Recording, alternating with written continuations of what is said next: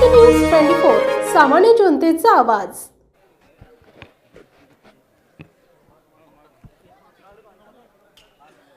महाविकास आघाडीचे अधिकृत उमेदवार माजी आमदार आदरणीय विजयरावजी भांबळे यांच्या प्रचारार्थ जी सभा होत आहेत त्याच्यासाठी उपस्थित मंचावर सर्व सन्माननीय व प्रचंड मोठ्या संख्येत उपस्थित बंधू व भगिनींनो, मी विनंती करायला आलेली आहे की यावेळी महाविकास आघाडीची सरकार आपल्याला स्थापन करायची आहे आणि त्याच्यासाठी आपल्याला आता जवाबदारीने मतदान करना आवश्यक है। ये जरूरी है कि इस बार हम पूरी जिम्मेदारी के साथ वोट करें, सोच समझ के वोट करें, क्योंकि ये वोट हमारा मुस्तकबिल तय करता है, हमारे आने वाले दिन कैसे रहेंगे वो तय करता है। इसीलिए ये वोट ना खेल कूद का नाम है, ना कोई हम लोगों का कोई बहुत बड़ा जश्न हो रहा है, ऐसा नहीं है। न ये इलेक्शन कोई पैसे कमाने का वक्त होता है, न दुश्मनी निकालने का वक्त होता है, न जात पात के एक दूसरे को बांट के हम लोगों को उसके नाम पर वोट करने का समय होता है। ये समय होता है अपने हित की सरकार को चुन के दे, ताकि वो सरकार हमारे लिए वो पॉलिसी बनाए जिससे हमारी जिंदगियां महफूज और ऐसे रहें कि जो हमारे लिए 5 साल अगले सरकार की पॉलिसी के तहत हमारे घर में जितना हम उत्पन्न लाते हैं, जितना इनकम लाते हैं, उससे बढ़ के हमारा खर्च ना हो। ये सब कंट्रोल करने वाली सरकार हमको चाहिए और वह सरकार ऐसी रहना चाहिए जो इस मुल्क के दस्तूर पे चलने वाली सरकार हो, जात पात में बांटने वाली सरकार ना हो।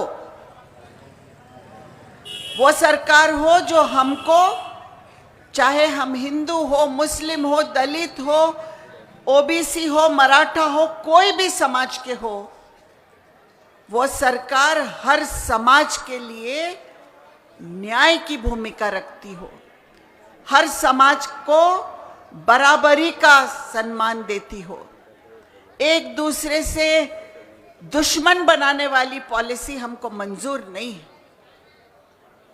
और इसीलिए जब लोकसभा का इलेक्शन हुए तो हम सब ने एक होकर महाराष्ट्र में इस तरह वोट दिया कि महाराष्ट्र में हमने जातिवादी पार्टियों को बाजू कर दिया और हमने महाविकास आघाड़ी के 30-32 उम्मीदवार चुन के लाए। इससे केंद्र में बहुत फर्क पड़ा है। जो हुकुमशाही थी, जो मजबूत सरकार थी, जो हर चीज जो चाहे वो करती थी, वो सरकार पे लगाम लगाने का काम हमने किया है। अब महाराष्ट्र का ये इलेक्शन देश की सरकार पर भी बहुत बड़ा प्रभाव डालने वाला इलेक्शन है। उनकी हुकुमशाही, उनकी मस्ती, उनकी जो भी पॉलिसीज है जो नकारात्मक है, उस पर लगाम लगाने के लिए महाराष्ट्र सरकार में महाविकास आघाड़ी की सरकार आना बहुत जरूरी है। और इसके लिए हमारी मेजॉरिटी यानी 145 से ऊपर ही हमारे आमदार आना जरूरी है। 143, 144 आएंगे तब भी नहीं चलेगा। इसीलिए हर मतदार संघ का हर आमदार हमारे लिए जरूरी है। सर्वे बता रहे हैं कि 170, 180 सीट महाविकास आघाड़ी की आएगी। सरकार हमारी ही आने वाली है। लेकिन जब इलेक्शन का टाइम होता है ना, तो अलग अलग लोग प्रचार के लिए जब आते हैं तो अलग अलग हथियार लेकर सामने आते हैं। कुछ लोग पैसे लेके आते हैं, कुछ लोग आपको इस तरह से लालच देते हैं कि ये लीजिए इतने हजार हमको वोट दीजिए। अब तो महाराष्ट्र सरकार ने इस तरह की लालच शुरू कर दी है कि इलेक्शन के 2-3 महीने पहले नए योजना लाना शुरू कर दिया। चाहे महाराष्ट्र की तिजोरी में पैसे हो या ना हो, फाइनेंस के सेक्रेटरी बोलते हैं कि तिजोरी में पैसे नहीं है, इस तरह से आप योजना डिक्लेयर मत कीजिए, इसके लिए बहुत नियोजन की जरूरत है। लेकिन 1500 रुपए हर महिला के अकाउंट में मिलेंगे बोल दिया, डाले भी और फोन भी कर रहे हैं कि हमने आपको 1500 रुपए डाले हैं इसलिए आप हमको वोट दो। ये तो भ्रष्टाचार हुआ, ये तो वोटर्स को लालच देने का काम हुआ। इलेक्शन कमीशन ने इसकी दखल लेनी चाहिए। आप मैनिफेस्टो में डाले होते आपके कि हम ऐसा देंगे तो अलग बात थी, जैसे कि महाविकास आघाड़ी ने दिया है पंचसूत्री कार्यक्रम कि हम हर महिला के अकाउंट में 3000 रुपए महीना डालेंगे हर महीने, 36,000 रुपए साल के महाविकास आघाड़ी का वादा है कि हर महिला के अकाउंट में रहेगा। शेतकरियों के लिए 3 लाख तक के कर्ज माफ करेंगे, 25 लाख रुपए का आरोग्य बीमा देंगे। कोई बीमार हो जाए 25 लाख रुपए का आरोग्य बीमा उसके लिए होगा। और शेतकरी के उत्पन्न को हम एमएसपी देने का काम करेंगे। सबसे बड़ी चीज जो महाविकास आघाड़ी ने डिक्लेयर की है वो ये है कि हम जाति निहाय जनगणना करेंगे। कौन कितने लोग हैं कौन सी जात के, वो जात का जनगणना के सिवाय ये सब बातें हो नहीं सकते कि आरक्षण किसको मिलेगा। सबसे पहले जनगणना जरूरी है और लोक संख्या के हिसाब से आरक्षण मिलना जरूरी है। वो काम महाविकास आघाड़ी सरकार करेगी। ये जो सरकार है ये क्या दे रही है? रास्ते खराब, बिजली नहीं पहुंच रही है, शेतकरी को अपना भाव नहीं मिल रहा है, महिला सुरक्षित नहीं है, हर जगह भ्रष्टाचार ही भ्रष्टाचार है, हर जगह लूट मार का काम हो रहा है। 50 खोके एकदम ओके, किसी भी पार्टी का आमदार हो उसको फोड़ लो, उसको पैसे दो, उसको अपने सरकार में बिठा लो। ये न कोई एथिक्स है न कोई नीतिमत्ता है इनके पास, बस किसी तरह सत्ता में रहना है। और सबसे बड़ा हथियार जिसका उपयोग हो रहा है वो है जाति जाति में आपस में लड़ाना।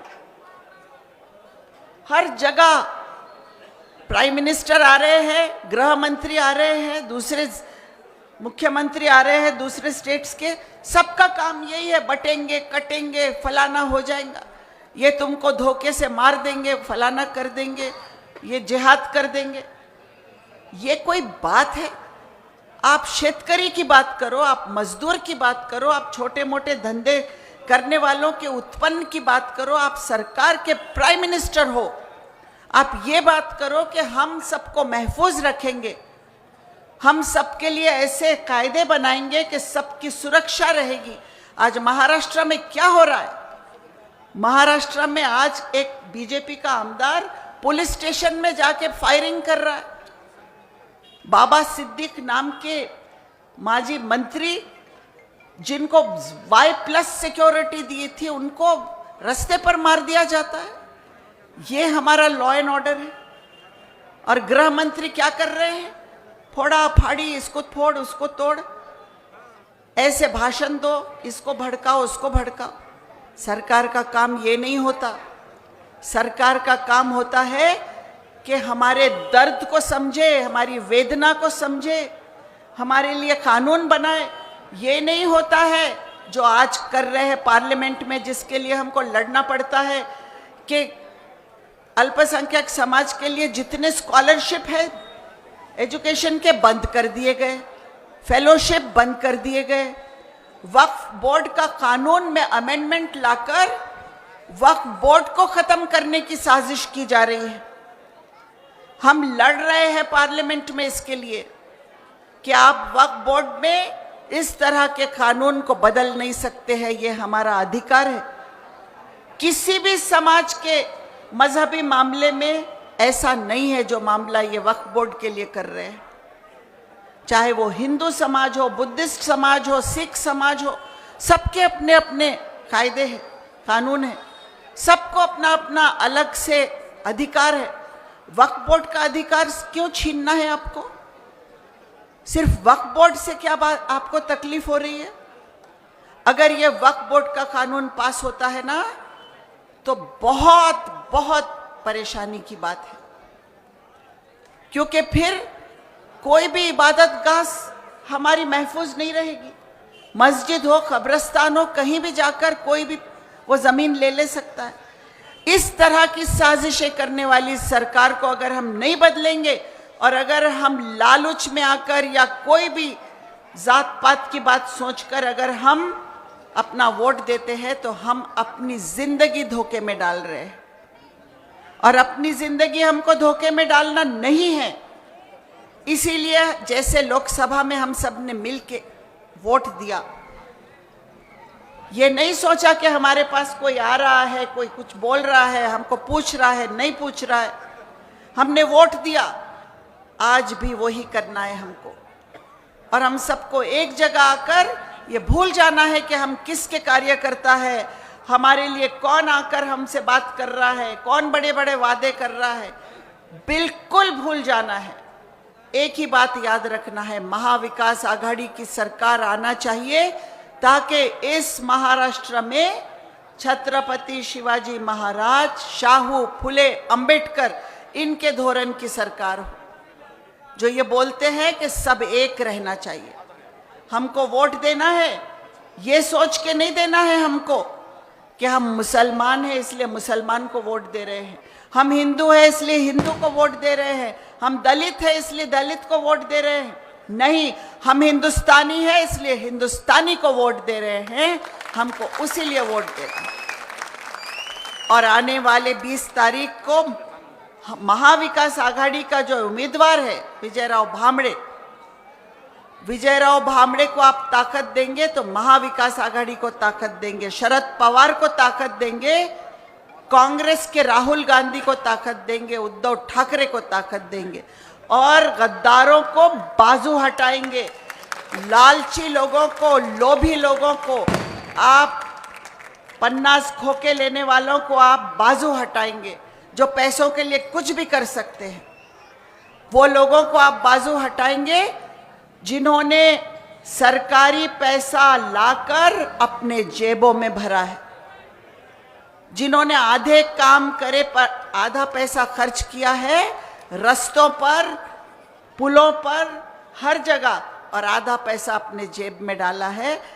जो बोल रहे हैं ना बटेंगे तो कटेंगे, हम हरगिज नहीं बटेंगे, किसी हालत में हम नहीं बटेंगे। आप लोग हैं जो बोलते हैं कि लूटेंगे तो बांटेंगे, लूटेंगे और बांटेंगे। आपका कार्यक्रम यही चल रहा है, आप लूट रहे हैं सरकार का पैसा और आप वही पैसा लाकर हमको बांटने की कोशिश कर रहे हैं और हमको खरीदने की कोशिश कर रहे हैं। अरे ये हाथ देने वाले हाथ है, लेने वाले हाथ नहीं है ये। हम स्वाभिमानी महाराष्ट्र के लोग हैं, हम देने वाले लोग हैं, हमारा सर ऊंचा है। आपने तो शिवाजी महाराज के पुतले में तक भ्रष्टाचार किया है, उसको तक नहीं छोड़ा आपने।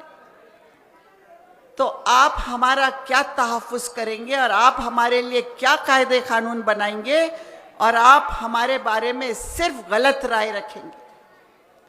आप डरा रहे हैं लोगों को, डरा रहे हैं कि 13% लोग 87% लोगों को मार डालेंगे। धोखा है इनसे आपको। 13% लोग 87% लोगों के लिए धोखा कैसा बन सकते हैं, ये आप बताइए मुझे। 13% और 87% में कितना बड़ा फर्क है, किससे डरा रहे हो?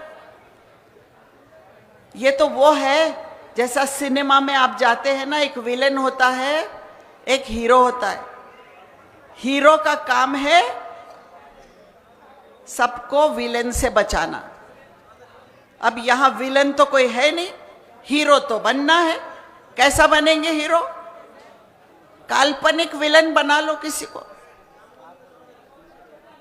इमेजिनरी विलन बना लो, उस तरह का विलन बनाकर आप ये बता रहे हैं समाज को कि इनसे आपको हम बचा रहे हैं, और इनसे बचाकर हम इतने बड़े हीरो हैं कि हम सिर्फ हम हैं जो आपको बचा सकते हैं। इस तरह की धोखा देने वाली बातों में हमारे महाराष्ट्र की जनता नहीं आती है। ये धोखा किसी और को दीजिए, किसी और राज्य में जाके दीजिए। महाराष्ट्र की जनता समझदार है और इसीलिए लोकसभा में आपको हमने सबक सिखाया है। इस विधानसभा में भी हम आपको सबक सिखाएंगे और हम बिल्कुल समझदारी से वोट देंगे। ये मैं बोलना चाहती हूं उस सरकार को जो हमको बदनाम कर रही है और हमारे नाम पर हमसे झगड़ा कराकर अपने वोटों को एक जगह करने की कोशिश कर रही है। हमारे हाथ में डॉक्टर बाबा साहब अंबेडकर ने बहुत बड़ी ताकत दी है। हमको सिर्फ जाके 3 नंबर का बटन दबाना है। तुतारी बजाने वाले आदमी की निशानी पर वोट का बटन दबाना है और सबसे बड़ी जीत हमको उसके जरिए हासिल करना है। मैं आपको यही कहने के लिए आई हूं, यही गुजारिश करने के लिए आई हूं, तीच विनंती करायला मी आलेली आहे की मी बघते संसदेमध्ये कशा प्रकारे आपल्या संसदेमध्ये हे सगळं कार्यक्रम चालू आहे, कसं ते आपले कायदे कानून बदलून आपल्याला ते भीक मागे करण्याचा प्रयत्न करत आहेत। हे आम्ही होऊ देणार नाहीये। आम्ही संसदेमध्ये लढण्यासाठी मी आहे तिकडे आणि इथे तुम्ही विजय भांबडेला तुमचा सैनिक करा, तो तुमच्यासाठी लढायला इथे तैयार आहे। तो बस मैं आपसे इतनी विनंती करती हूँ, 20 तारीख को घर में एक भी इंसान को मत रहने दीजिए। 100% लोगों को बूथ पर ले जाइए, वोट दिलाइए और महाविकास आघाड़ी की सरकार चुन के लाइए। विजय भांबड़े को इस बार आप 1 लाख से ज्यादा लीड से जिताएंगे, इतनी उम्मीद करती हूँ, यही गुजारिश करती हूँ और इजाजत चाहती हूँ। धन्यवाद। जय हिंद, जय महाराष्ट्र।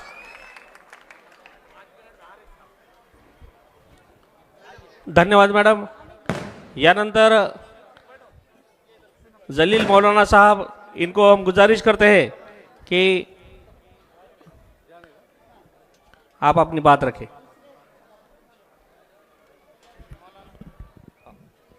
मौलाना साहब,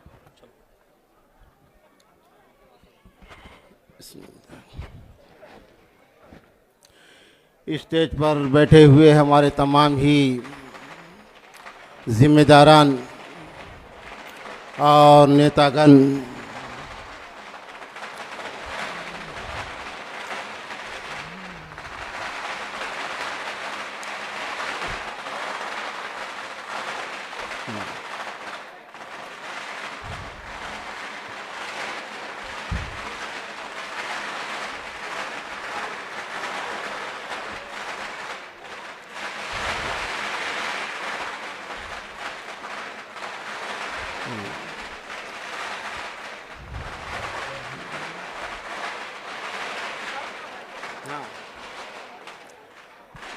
आज का ठाटे मारता हुआ ये समंदर जिंतूर तालुके को ये पैगाम दे रहा है कि आने वाली 20 तारीख को हम तमाम मिलकर इस मुल्क से, इस स्टेट से फ़िरका परस्ती, जुल्म और बर्बरियत और हिंदू और मुस्लिम के दरमियान मुनाफिरत पैदा करने की साजिश को हम सब मिलकर के ख़त्म करेंगे।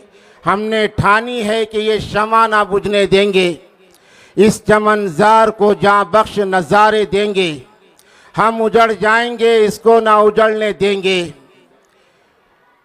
कल हमने एक जंग लड़ी थी हिंदू और मुस्लिम ने मिलकर, जब समंदर पार अंग्रेज़ और मुल्क का गासिब हमारे मुल्क के सियाह और सफ़ेद का मालिक होने का ख्वाब देख रहा था, यानी अंग्रेज़।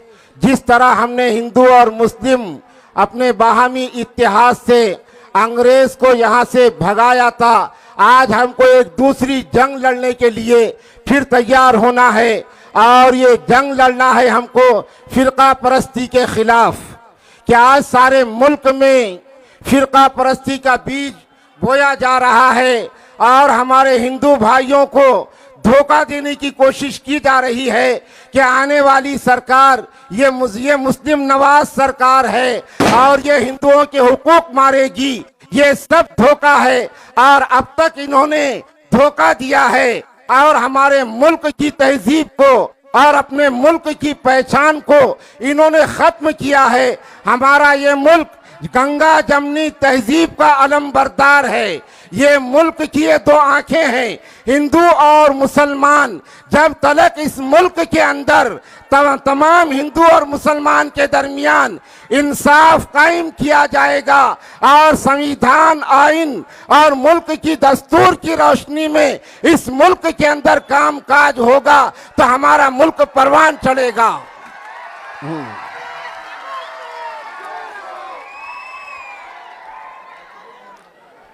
बहुत सारी बातें हम तमाम के कानों पर आई कि हुकूमत हिंदू और मुसलमानों को धोखा देने के लिए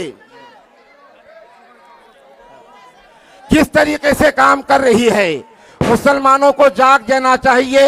मैं दो बातें आपके सामने पेश कर रहा हूं कि आज फिरका परस्त पार्टियों ने सेकुलर वोट तकसीम करने के वास्ते बड़े पैमाने पर एक साजिश रची है और डम्मी उम्मीदवारों को खड़ा करके वो हमारे दलित भाई और मुसलमानों को ये धोखा देना चाहते हैं ताकि मुसलमानों से जो इनकलाब लोकसभा में आया था वो विधानसभा में ना आए। इसलिए मैं तमाम मुसलमान भाइयों से ये दरखास्त करता हूं हम ये धोखे का शिकार ना हो और एक ताकत बनकर हिंदू और मुस्लिम आने वाली 20 तारीख को मशीन का तीसरा बटन यानी तुतारी को वोट देकर हमारे विजयराव भामले साहब को हम विधानसभा में भेजेंगे।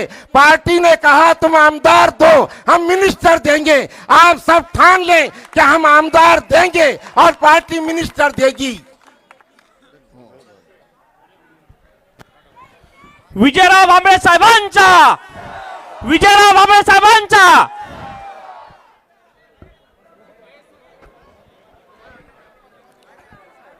व्यासपीठावर बसलेले सर्व महाविकास आघाडीचे प्रमुख आणि आजच्या ह्या शेवटच्या सभेसाठी उपस्थित असलेले माझ्या जिंतूर शहरातील सर्व माझे ज्येष्ठ नागरिक, सर्व माझे तरुण सहकारी, आमचे सर्व व्यापारी बंधू आणि माझे तरुण मित्रांनो, विधानसभेच्या निवडणुकीचा शेवटचा टप्पा आता 2 दिवसात संपतोय। उद्याच्या 20 तारखेला आपल्याला खूप मोठा निर्णय तुम्हाला घ्यायचा आहे आणि आपल्या हक्काचा आमदार एक निवडून द्यायचा आहे। आणि ही विनंती करण्यासाठी मी आज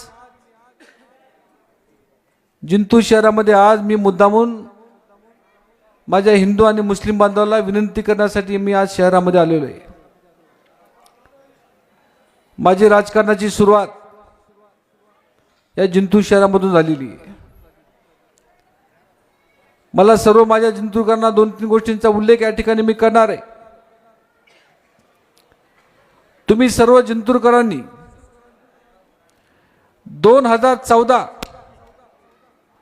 ते 2019 मला 5 वर्ष तुम्ही सगळ्या जनतेने मला आमदार केलं। आमदार केल्याच्या नंतर या ठिकाणची नगरपालिका ती पण आमच्या विचाराची निवडून द्यायचं काम तुम्ही सगळ्या लोकांनी केलं होतं। 5 वर्षाच्या कार्यकाळामध्ये माझा आमदारकीचा कार्यकाळ बघा। आमच्या भाभी नगरपालिकेचे अध्यक्ष होते, त्यांचा काळ बघा, कशा पद्धतीने आम्ही कामं केली। आजही त्या कामेचा उल्लेख तुम्हाला बघायला मिळतोय। तो माझा हिंदू बांधव असेल, तो माझा मुस्लिम बांधव असेल, तो माझा दलित बांधव असेल, सगळ्या समाजाचे काम करण्याची भूमिका विजय भांबळे व त्यांच्या सर्व कार्यकर्त्यांनी इमानी इतबारे 5 वर्ष ह्या मतदारसंघात काम करण्याचा प्रयत्न आम्ही त्या ठिकाणी केला होता. आता 5 वर्ष यांचे बघा, शहराची काय दुरावस्था आहे, तालुक्याची काय दुरावस्था आहे. आमच्या जिंतूर शहरामध्ये 8-8 दिवस लाईट राहत नाही. मला अनेक लोक फोन करतात की आमच्याकडे लाईट नाही, पिण्याचं पाणी येत नाही, स्वच्छता होत नाही, रस्ते खराब झाले, आमचं कुठलंही काम होत नाही. अशा प्रकारची तक्रार या 5 वर्षामध्ये अनेक लोकांनी माझ्याकडे केली, पण त्याचं उत्तर आणखीन सुद्धा आमच्या लोकांना आमदाराकडून मिळालं नाही. ही सुद्धा गोष्ट आपण सगळ्या नागरिकांनी समजून घेतली पाहिजे. काल या देशाचे एक गृहमंत्री आलते अमित शहाजी, त्यांच्या भाषणामध्ये काही लोकांनी माझ्यावरती टीका केली की विजय भांबळेंनी खूप मोठं घर बांधलं, अशी टीका केली माझ्यावर. त्याचा मी उल्लेख करणार आहे. मी 2006ला मी माझं स्वतःचं एक 2 रूमचं घर बांधलेलं आहे. मी ज्या ठिकाणी राहतो तिथं 2 बेडरूम आहेत आणि एक किचन रूम आहे. त्या 3 रूममध्ये मी 17 वर्षापासून राहतो. म्हणजे 3 रूमचं घर. माझे वडील मंत्री होते, मंत्री असून सुद्धा मी 3 रूमच्या घरामध्ये 17 वर्ष राहिलो. 17 वर्ष त्या घरात राहिलो मी, 17 वर्ष त्या 3 रूमच्या घरामध्ये. आणि आता मी जे घर बांधलं, मी बँकेचं लोन काढलं आणि बँकेचं लोन काढून मी ते घर बांधले. मी कुठल्या हरामची प्रॉपर्टी कमवलेली नाही.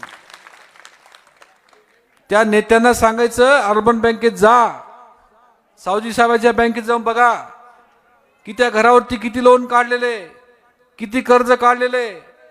कर्ज काढून ते घर बांधलेले. कोणाच्या हरामचे पैसे खाल्ले नाहीत, कोणाची बँक लुटली नाही, पीक विमा खाल्ला नाही, मी कोणाचा पैसा खाऊन घर बांधलेलं नाही. तुम्ही ऑनलाईन चेक करू शकता की त्या घरावर किती लोन काढलेले आहेत. अशा प्रकारचा आरोप माझ्यावरती काल परवा केला. एक त्यांचे छोटे भाऊ, त्यांनी एक आरोप केला, व्यापाऱ्याचे दुकान पाडले. कोणी पाडले? अरे त्या व्यापाऱ्यांना आम्ही दुकान दिले होते. आमचे तालुका अध्यक्ष मनोज चिटेला मी सभापती केलं. अनेक व्यापारी आले माझ्याकडं, त्यांनी सांगितलं आम्हाला धंद्या पाण्यासाठी एखादी जागा द्या. मी सांगितलं देऊन टाक. जागा देऊन टाकली. त्यांनी बांधकाम केलं, त्याची परवानगी आणली आम्ही सरकारकडून. परवानगी आणल्याच्या नंतर मार्केट कमिटी त्यांच्या ताब्यात गेली की लगेच नोटीस काढल्या की हे दुकान पाडून टाका. आणि सकाळी 5 वाजता 5 पोकलँड आणले आणि त्या गरीब सर्वसामान्य लोकांचे कुटुंब उद्ध्वस्त केले, त्यांना पोटा पाण्यावर उठून टाकलं. अशा प्रकारचं फालतू राजकारण मी कधी केलं नाही. मी नगरपालिकेचं मी त्या दिवशी उदाहरण सांगितलं. पोलीस स्टेशनच्या बाजूला 4 दुकान होते. ते दुकान म्हणजे मी त्या दिवशी भाषणात सांगितलं की ते दुकान उठू लागले, पण मी उठू दिले नाही. अशा प्रकारचं फालतू राजकारण मी कधी केलं नाही, हे सुद्धा मला आजच्या कार्यक्रमाच्या निमित्ताने लोकांना सांगायचं आहे. आणि आज जी मार्केट कमिटी चालू आहे, किती त्रास आहे. किराणा दुकानला कधीही टॅक्स लागला नाही, कधीच लागला नाही. आत्तापर्यंत जेवढ्या मार्केट कमिट्या होत्या त्या मार्केट कमिटीमध्ये कधीच किराणा दुकानला टॅक्स कधी लागला नाही. पण यांच्या काळामध्ये आता किराणा दुकानाला सुद्धा टॅक्स लागतोय. किराणा दुकानला टॅक्स लागला म्हणजे लोकांकडून ते जास्ती पैसे आता तो दुकानदार घेणारच, त्याची काय चूक नाही. अशा प्रकारची टॅक्स वसुली या मार्केट कमिटीमध्ये सुरू आहे. अहो मला सांगा, मला काही व्यापाऱ्यांना सांगायचं, काही व्यापारी त्यांचं बरंचसं काम करले. आता ती बीडी कोकरवाला मला सांगायचं, आता आहेत का जवळपास आहेत का मला माहीत नाही. अरे ते बीडी कुकडवाला सांगायचं तुमचं दुकान ते रेमंड शोरूम आहे का, त्या रेमंड शोरूमवर माजी आमदार त्यांचे बंधू अण्णासाहेब बोर्डीकरनं ताबा केलता, बरोबर आहे. तेव्हा ताबा केलता, ते ताबा उठासाठी विजय भांबळे पुढे आलता. विजय भांबळे लक्ष ठेवा, ते रेमंडचं शोरूम माझ्यामुळे उभं आहे आणि तुमच्या दुकानात पैसे वाटाले का आता?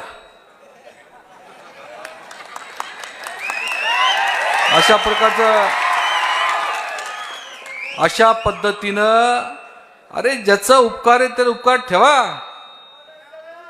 आम्ही रेमंडचं शोरूम आमच्यामुळे उभं आहे तुमचं. आम्ही कोणाची जागा अडपली नाहीये. आमचे सकाश शावकर असतील, आमचे सत्तूशे दरगड असतील, 25 वर्ष त्यांचं भांडण होतं. मी मिटवलं भांडण त्यांचं. चला मला कशाला व्यापारी भांडणं करता. यांनी तर 25 वर्ष भांडणं लावून टाकलं होतं. मी पुढाकार घेतला. मी दोघांना बोलून घेतलं. दोघांना सांगितलं मिटून घ्या, कशाला भांडणं करता. चांगलं शोरूम वर राहिलं. दोघं जण आता कामधंदे करायले. पण अशा प्रकारचं फालतू राजकारण मी कधी आयुष्यामध्ये केलं नाही. एक इथले डॉक्टर आहेत, त्यांचा प्लॉट 2006 मध्ये आत्ताचे सभापती मार्केटचे, त्यांचं नाव शंकरराव ठेवलेले काही लोकांनी, तर त्यांनी डॉक्टर पाचरणीला एक प्लॉट विकला होता 2006 मध्ये. 600 रुपये स्क्वेअर फूटनं तो प्लॉट विकला होता. पण 2 वर्षात त्याचे एवढे भाव वाढले, ते डॉक्टर पाचरणीला मग त्यांची नजर फिरली. ते म्हणले डॉक्टर साहेब आता हे चुकून तुम्हाला रजिस्ट्री करून दिली, ते मला वापस करून द्या म्हणले. भाव वाढल्यामुळं त्यांचा प्लॉट डॉक्टर पाचरणीकडून वापस घेतला आणि त्यांनी करून घेतला. डॉक्टर होलानी असतील, डॉक्टर असे अनेक डॉक्टर लोकांना त्रास देण्याचं काम या शहरामध्ये केलं. पण आम्ही अशा प्रकारचं राजकारण फालतू कधी केलं नाही.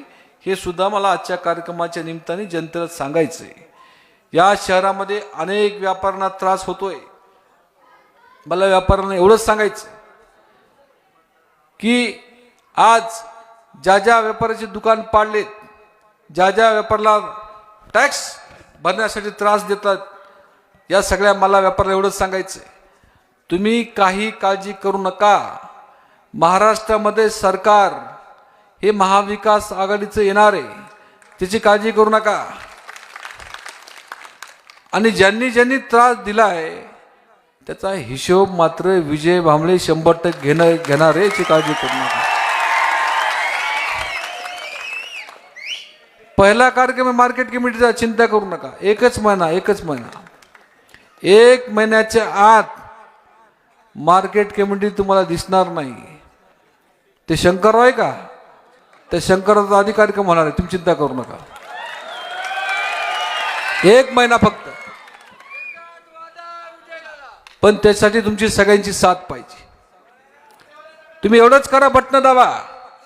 त्याचं बटन कसं दाबायचं तर मला सांगा ना, मी बरोबर दाबतो बटन त्याचं. पण तुम्हाला बटन दाबावं लागतील. मला सगळ्या जिंतूरकरांना विनंती करायची, या मतदारसंघामध्ये, या तालुक्यामध्ये अनेक प्रश्न आहेत. ते सगळे प्रश्न आपल्याला सोडवायचे. महाराष्ट्रामध्ये आपली सत्ता येणार आहे.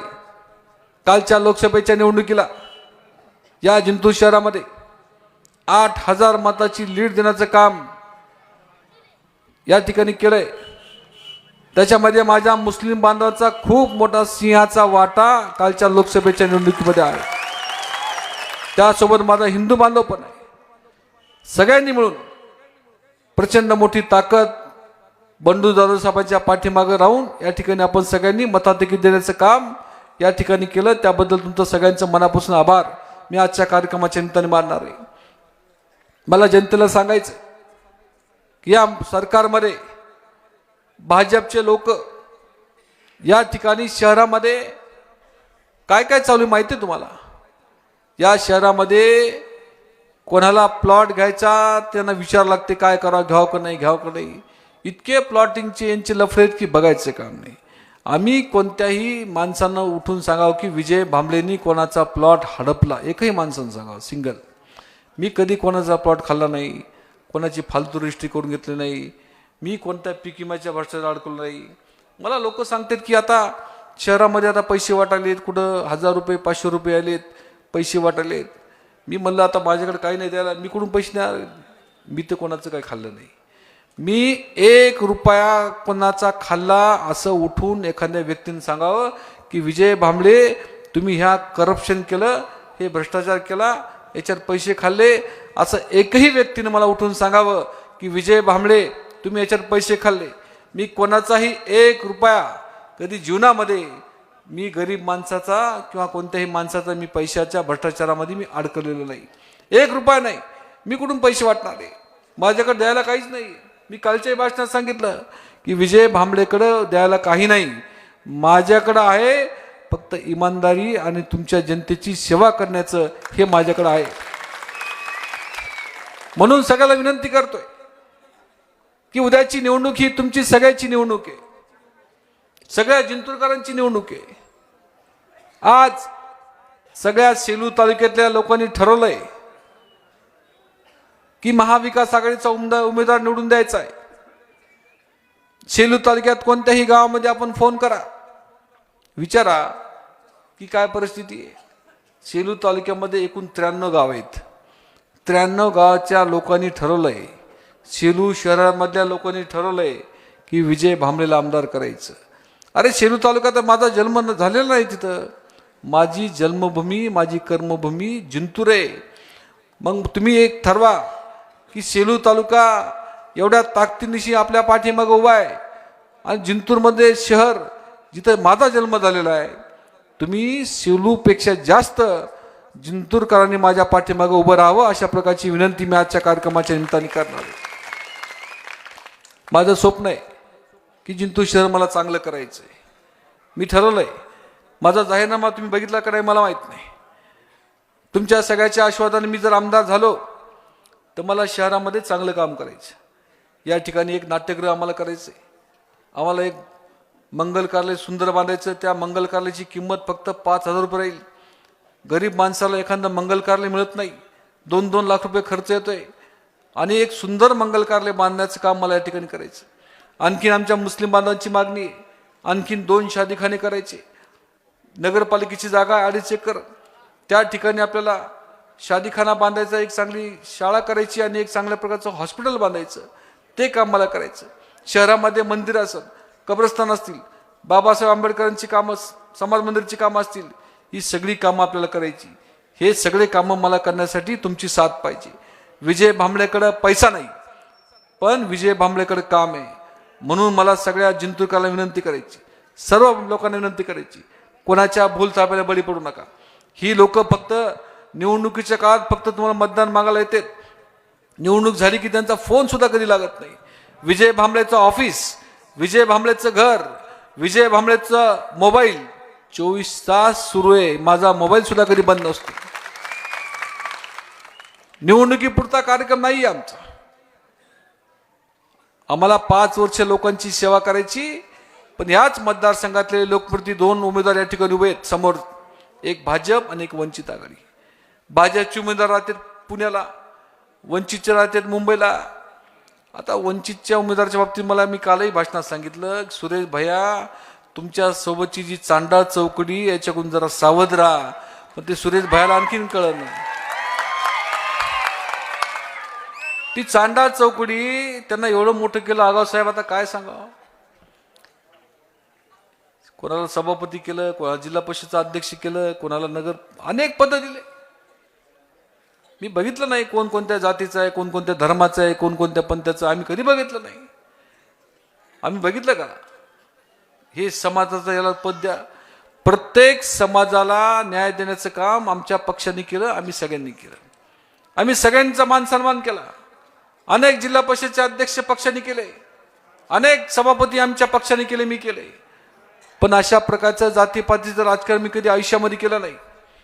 आणि हीच मंडळी मागच्या विधानसभेच्या निवडणुकीला 2.5 लाखावर हे विकले, 2.5 लाखाला. आणि म्हणून सुरेश भाईला सुद्धा मला सांगायचंय, त्या दिवशी सांगितलं की ही चांडाळ चौकडी तुमच्या आजूबाजूला फिरायली, ही केव्हा भाजपला मॅनेज होतील काही सांगता येत नाही. 2 दिवसामध्येच हे भाजपचं काम करणार हे सुद्धा लक्षात ठेवा. आणि ही भाजपची बी टीम आहे. मी त्या दिवशी भाषणात सांगितलं, ही भाजपची बी टीम आहे. वंचितची गँग ही फक्त माल हाणण्यासाठी याच्या पाठीमागे, दुसरं काही नाही. हे सुद्धा गोष्ट माझ्या प्रत्येक लोकांनी समजून घेतली पाहिजे. भाजपच्या आमदारांच्या बाबतीत बोलायचं मला, त्या फेसबुक आणि व्हॉट्सअपवर प्रचंड ऍक्टिव्ह असतात. त्या स्वतः फोन करून सांगतात की व्हॉट्सअपवर हे टाका, फेसबुकवर ते टाका. मला फेसबुक मॅडमला एवढंच सांगायचं की थोडं जमिनीवर आलं असतं तर तुम्ही बरं झालं असतं. ही वेळ तुमच्यावर आली नसती. 35 गावं अशी आहेत की त्यांना गावात येऊ दिलं नाही. किती? 35 गावामध्ये त्यांना विरोध झाला, गावात येऊ नका म्हणले.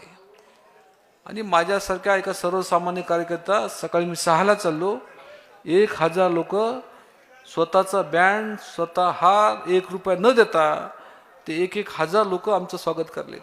कैलास महाराज माझ्यासोबत आहेत, आमचे आगावसाहेब सोबत आहेत, ॲडव्होकेट विनोद राठोड असतील, VP असेल. आमचं स्वागत 1000 लोक खेड्यामध्ये करते स्वतःच्या पैशानं. पण यांना 35 गावामध्ये विरोध झाला की तुम्ही येऊ नका दिदी, आता तुम्ही 5 वर्ष आमच्या गावात कधी आलेच नाहीत. अशा प्रकारचं राजकारण करणारे लोक मागच्या वेळेस काही लोकांनी निवडून दिलं. म्हणून जिंतूरकरला विनंती करतोय, आज ही निवडणूक आता तुमची निवडणूक आहे. ही विजय भांबळेची निवडणूक नाहीये, ही प्रत्येक माझ्या मतदाराची निवडणूक आहे. मी पैशानं जरी कमी असेल, मी 1500 रुपये देऊ शकत नाही. आणि मला सांगा 1000 रुपये किती दिवस पुरणार आहेत? 2000 रुपये किती दिवस पुरणार आहेत? 1-2 रुपये आपले जास्ती दिवस पुरणार नाहीत. कितने दिन काम आएंगे? 2 दिन. लेकिन 5 साल कौन काम करने वाला है? या सगळ्या गोष्टीचा विचार माझ्या प्रत्येक मतदारांनी करावा. मी आजच्या कार्यक्रमाच्या निमित्ताने एवढा शब्द देतो, महाविकास आघाडीचं सरकार येणारही काळ्या दगडाची पांढरी रेघे, 180 जागा आपल्या येणार. महाराष्ट्राचा मुख्यमंत्री आपला होणार आहे. मुख्यमंत्री कोण होईल मी सांगता येत नाही. उद्धव ठाकरे साहेब होईल, पवार साहेबांचा होईल किंवा राहुलजी गांधीचा होईल. मुख्यमंत्री 100% आपला होणार आहे. असं होऊ नये मुख्यमंत्री आपला आणि आमदार तिसरा असं होऊ देऊ नका. नाही तर पुन्हा आपल्याला तसंच पुन्हा 5 वर्ष रस्ते नाही, पाणी नाही, लाईट नाही.